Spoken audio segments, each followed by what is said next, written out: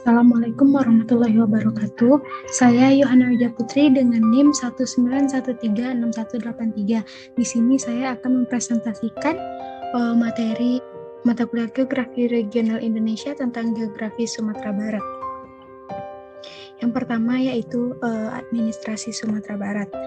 Provinsi Sumatera Barat ialah salah satu provinsi yang berada di wilayah tengah Pulau Sumatera. Secara geografis terletak antara 0 derajat lintang utara sampai 3 derajat lintang selatan dan 98 derajat sampai 101 derajat barat timur. Wilayahnya dilalui oleh garis khatulistiwa atau garis lintang 0 derajat. Tepatnya berada di Kecamatan Bonjol, Kabupaten Pasaman. Letak geografis ini membuat daerah ini beriklim tropis dengan suhu. Wilayah Sumatera Barat meliputi daratan utama di sebelah barat Pulau Sumatera dan beberapa pulau yang termasuk dalam Kepulauan Mentawai, antara lain Pulau Siberut, Pulau Sipora, Pulau Pagai Utara, dan Pulau Pagai Selatan. Luas wilayah Provinsi Sumatera Barat kurang lebih 42.224.065 km persegi, setara dengan 2,17% dari luas keseluruhan wilayah negara Republik Indonesia. Provinsi Sumatera Barat sendiri memiliki perbatasan darat dengan 4 provinsi. Di sebelah selatan, provinsi ini memiliki garis perbatasan darat yang panjang dengan Provinsi Jambi dan garis perbatasan darat yang pendek dengan Provinsi Bengkulu. Di sebelah timur, Sumatera Barat memiliki garis perbatasan darat yang panjang dengan Provinsi Riau.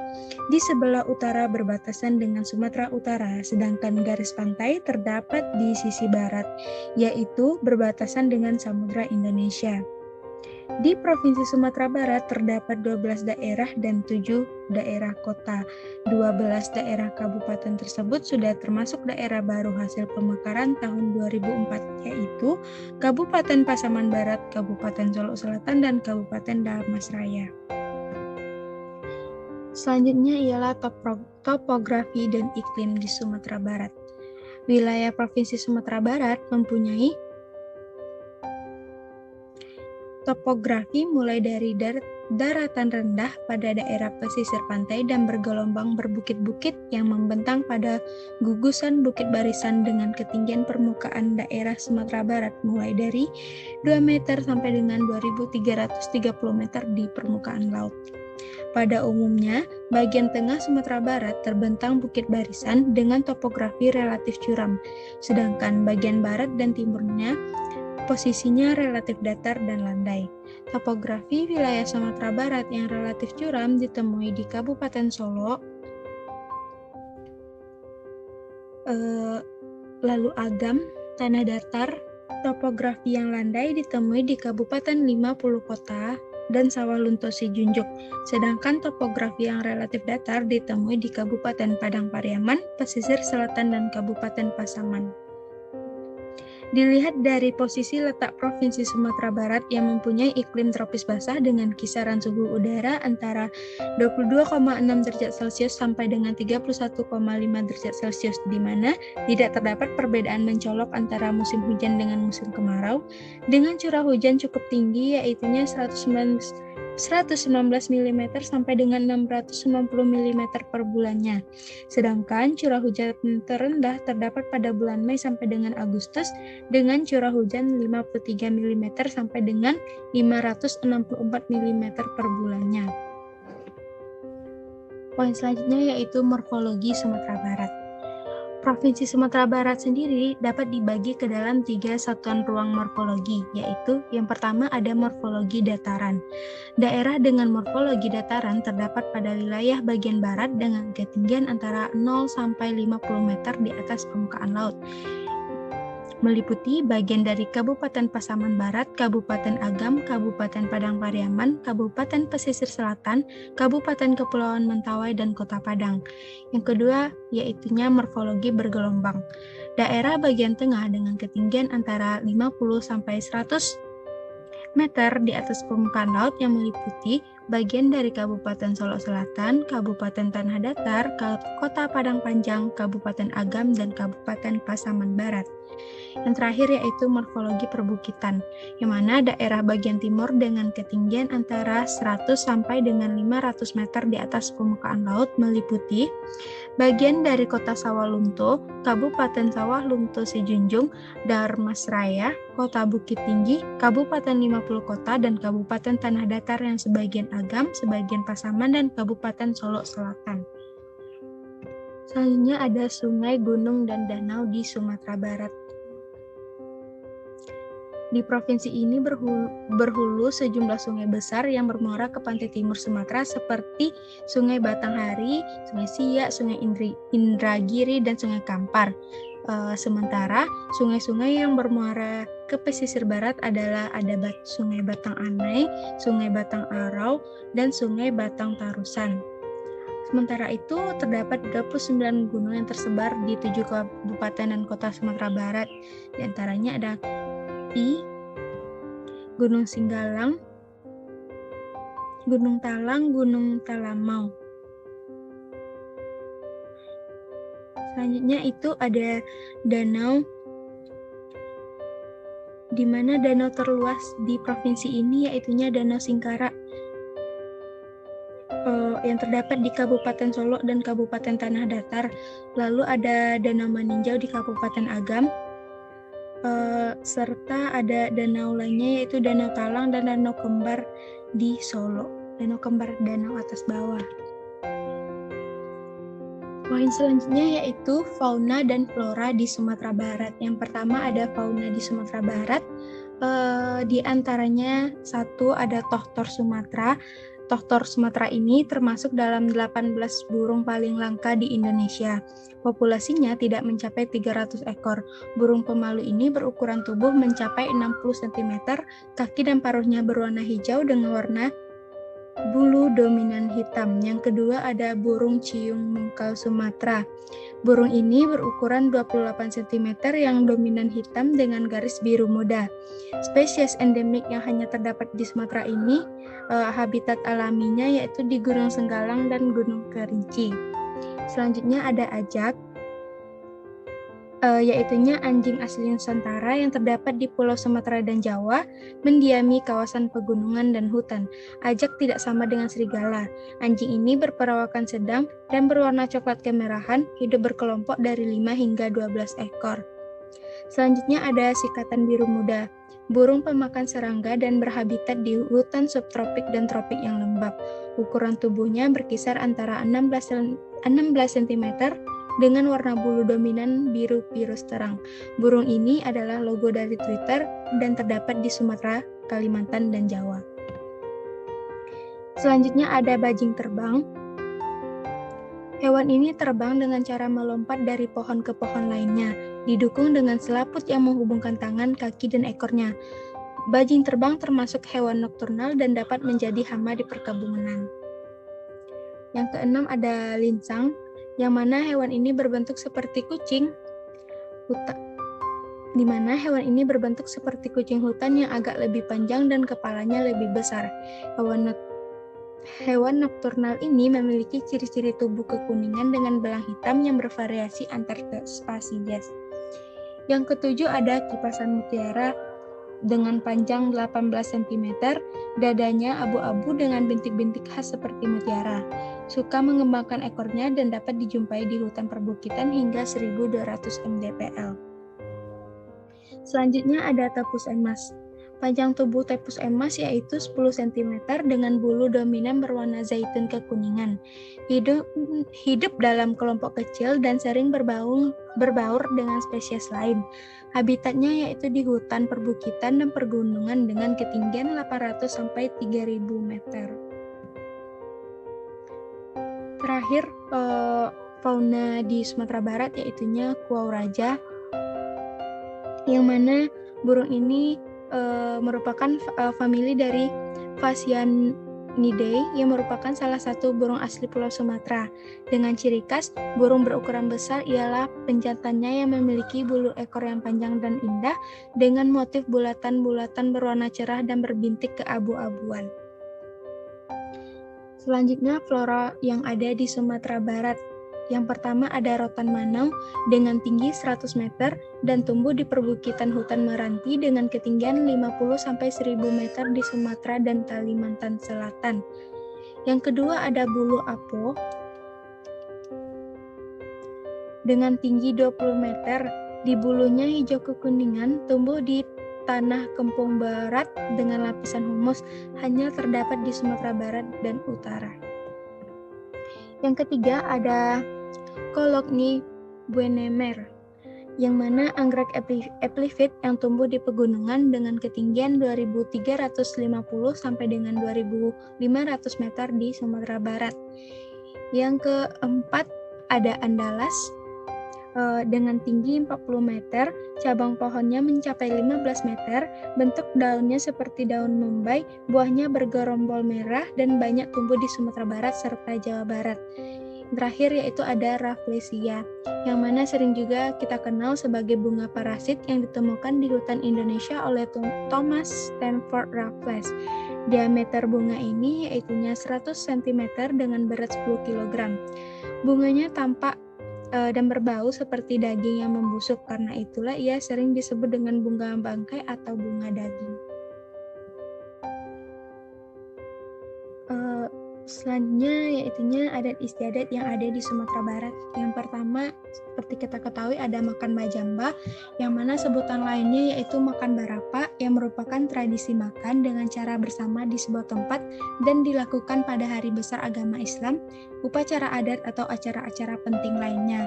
Tradisi ini merupakan pengaruh dari masuknya agama Islam ke wilayah Sumatera Barat sekitar abad ke-7 Masehi. Yang kedua ada istiadat tabui, yaitunya tradisi yang dilakukan masyarakat Pariaman Sumatera Barat untuk memperingati wafatnya cucu Nabi Muhammad yang bernama Hasan dan Hussein. Acara tabui ini biasanya berlangsung selama 1 minggu dan perayaan puncaknya akan jatuh pada tanggal 10 Muharram. Selanjutnya ada Batagak Panghulu, di mana masyarakat etnis Minangkabau dikenal sebagai masyarakat yang ikatannya masih kuat kekeluargaan dan memiliki budaya bersuku. Ketika terjadi pengangkatan kepala suku baru, maka akan diadakan upacara Batagak Panghulu. Tradisi ini adalah salah satu upacara besar yang sudah jadi kebiasaan di tengah masyarakat Minangkabau. Kegiatan Batagak Panghulu ini biasanya menyembelih kerbau dan mengadakan acara pesta selama kurun waktu 3 hari sampai 7 hari dan menjadi bagian dari acara yang meramaikan ini. Selanjutnya ada tradisi turun mandi yang dilaksanakan sebagai bentuk rasa syukur atas lahirnya seorang anak. Selain itu, juga sebagai ajang sosialisasi kepada lingkungan sekitar bahwa telah lahir seorang anak dari sebuah keluarga atau suku di Minang. Upacara ini dimulai dengan persiapan berbagai perlengkapan, kemudian ada arak-arakan menuju sungai, dan tempat pelaksanaan tradisi ini juga tidak sembarang, melainkan sudah ditetapkan tempatnya, yaitunya di Batang Aye atau sungai. Selanjutnya tari tradisional di Minangkabau, yang pertama ada tari piring. Tari piring ini ditarikan oleh 3-7 orang penari, bisa laki-laki maupun perempuan. Ketentuan tari ini yaitu mengharuskan penari berjumlah ganjil. Tarian ini pada awalnya digunakan untuk ucapan terima kasih masyarakat Sumatera Barat karena hasil panen mereka yang melimpah. Selanjutnya ada tari indang. Tari indang mempunyai makna untuk bisa bekerja sama dengan orang sekitar. Hal ini tercermin dari gerakan tari tersebut yang terlihat sangat kompak, ceria, dan dinamis. Tarian indang ini diiringi lagu Dindin Badindin, yang lagu ini mempunyai makna untuk saling bertegur sapa dengan orang sekitar. Selanjutnya ada rumah adat. Yang pertama yaitu Rumah Gadang Gajah Maharam yang dapat kita temui di Kota Solo, Sumatera Barat. Rumah gadang ini selain untuk tempat tinggal juga berfungsi sebagai tempat menyelenggarakan berbagai acara atau kegiatan masyarakat seperti latihan pidato para pemuda setempat, tempat penyemayaman sementara jenazah, dan berbagai upacara adat lainnya. Selanjutnya ada Rumah Gadang Gonjong Limo yang banyak ditemui di Kota Payakumbuh, Provinsi Sumatera Barat, yang bentuknya mirip dengan Rumah Gadang Gajah Maharam. Khususnya sama-sama tidak ditemuinya penambahan anjung di pengakhiran bangunan. Sedangkan perbedaannya ialah adanya penambahan gonjong pada sisi timur atau barat rumah. Rumah gadang selanjutnya yaitu Surambi Pape, yang mana rumah ini memiliki pengakhiran kiri dan kanan yang disebut Bapamuko atau Pape, yang berarti pintu belakang. Sehingga rumah adat Surambi Pape biasanya memiliki pintu di bagian belakang rumah yang sekaligus sebagai simbol bahwa perempuan sebagai pemilik rumah dan kaum laki-laki hanya menumpang. Selanjutnya ada Rumah Gadang Batingke, yang mana penamaan ini tidak lepas dari arsitektur rumah yang memiliki gonjong yang bertingkat. Biasanya, bagian atas rumah ini digunakan penghuninya sebagai tempat untuk menyimpan hasil panen, pusaka, dan lain sebagainya. Selanjutnya ada senjata tradisional di Sumatera Barat, yaitu keris atau kari, yang merupakan perlengkapan atau aksesoris yang dipakai oleh kaum laki-laki dan diletakkan di sebelah depan, dan umumnya dipakai oleh para penghulu terutama dalam setiap acara resmi dan dalam acara malewagala atau pengukuhan gelar. Selain itu juga biasa dipakai oleh para mempelai pria dalam acara perkawinan masyarakat setempat, dan juga biasanya dipergunakan dalam pertunjukan silat. Selanjutnya ada kerambik yang merupakan senjata khas asli dari Minangkabau, Sumatera Barat. Namun dalam perkembangannya menyebar ke pelosok Nusantara yang dibawa oleh masyarakat Minang yang merantau. Saat ini kerambik memiliki beberapa varian. Kerambik ini dari bilah tajam terbagi menjadi dua, yaitu tajam tunggal dan tajam ganda atau double edge. Selanjutnya ada sumber daya alam di Sumatera Barat.